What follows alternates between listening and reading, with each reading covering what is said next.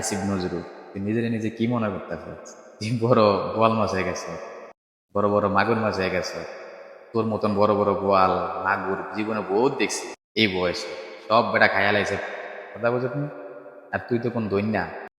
হ্যাঁ, তাই তোর নিয়ে কথা বলার ইচ্ছা ছিল না। আর আমি রাজনীতি নিয়ে কথা বলি না, এটা আমার পছন্দ না, আমি রাজনীতি করি না।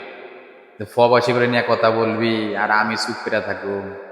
আমি একজন ফবাসী হইয়া, হ্যাঁ, আমরা দেশে গেলে 2টা মোবাইল নিতে পারবো, 3টা মোবাইল নিতে হলে বিআরএমই কার্ড থাকতে হবে। এরে সুধীর ভাই 15 সালের আগে যারা হয়েছে, যারা মালয়েশিয়া বিভিন্ন কান্ট্রিতে যারা গেছে, তাকে বিআরএমই কার্ড কি তোর বাপে না তোর দাদা কবর থেকে আইনা ইয়া করে দিছে, বা নেদে গেছে? হ্যাঁ, সুধীর ভাই গুনাইগার। এরপরে 2 মাসে বেঁচে থাকলে আমাদের ফোনগুলা ইয়া করতে হবে, রেজিস্টার করতে হবে। আরে সুধীর ভাই বেটা ফোন চালে এনে 4-5টা করে, এনে আমি 1 টাকা দিয়া করি না, ট্যাক্স দিই না।